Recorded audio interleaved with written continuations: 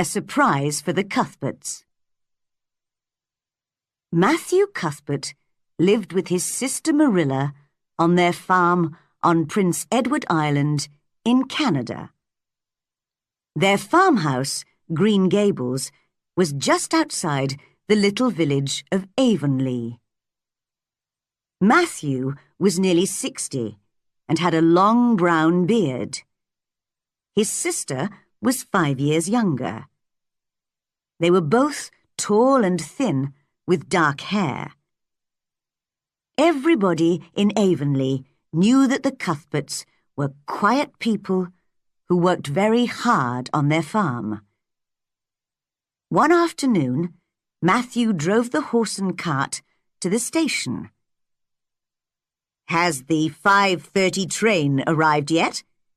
he asked the station master. "Yes," the man replied. "And there's a passenger who's waiting for you. A little girl." "A little girl?" asked Matthew. "But I've come for a boy. The children's home is sending us one of their orphan boys.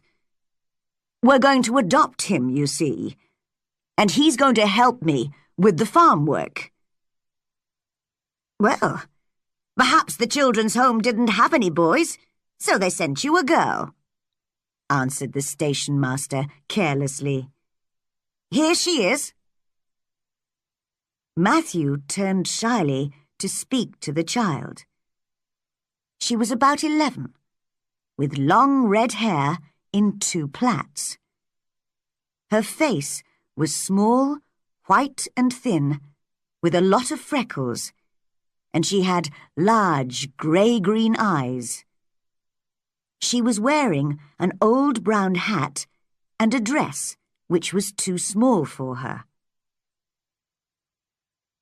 "Are you Mr. Cuthbert of Green Gables?"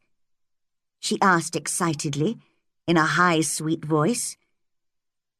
"I'm very happy to come and live with you and belong to you.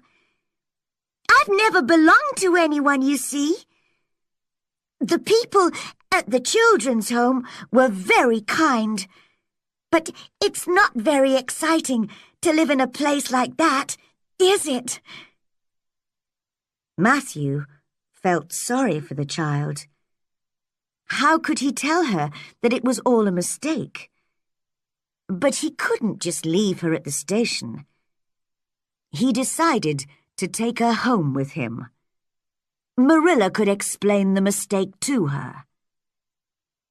He was surprised that he enjoyed the journey home. He was a quiet, shy man, and he didn't like talking himself. But today, he only had to listen, because the little girl talked and talked and talked. She told him all about herself while they drove along. "My parents died when I was a baby, you know, and for the last 3 years, I've had to work for my food. I've lived with 3 different families and looked after their children.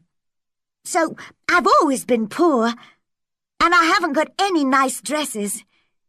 But I just imagine that I'm wearing the most beautiful blue dress and a big hat with flowers on and blue shoes, and then I'm happy. Do you imagine things sometimes?" "Well, I... not often," said Matthew. They were now driving past some very old apple trees next to the road. The trees were full of sweet-smelling, snowy white flowers. The little girl looked at them. "Aren't the trees beautiful?" she said happily. "But am I talking too much? Please tell me. I can stop if necessary, you know." Matthew smiled at her. "You go on talking," he answered. I like listening to you." When they arrived at Green Gables, Marilla came to the door to meet them. But when she saw the little girl, she cried in surprise, "Matthew? Who's that? Where's the boy?" "The children's home has made a mistake," he said unhappily, "and sent a girl, not a boy." The child was listening carefully. Suddenly, she put her head in her hands and began to cry. You don't want me," she sobbed. Oh, you don't want me because I'm not a boy." Now, don't cry," said Marilla kindly.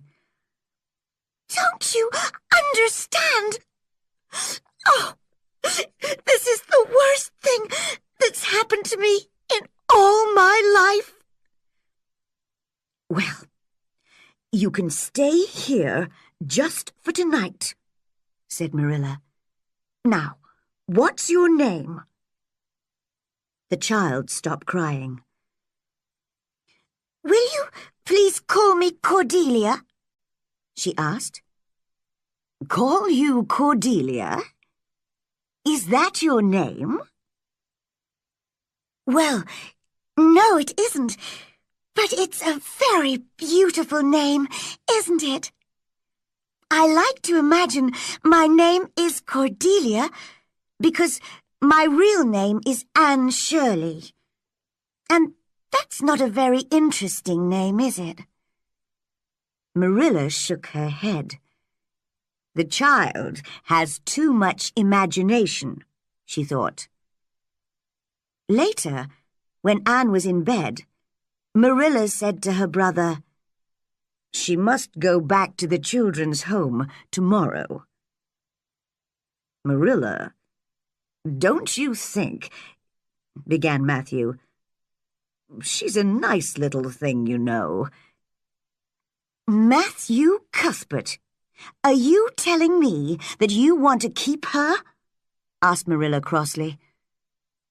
Matthew looked uncomfortable. "Well, she's clever and interesting and—" "But we don't need a girl."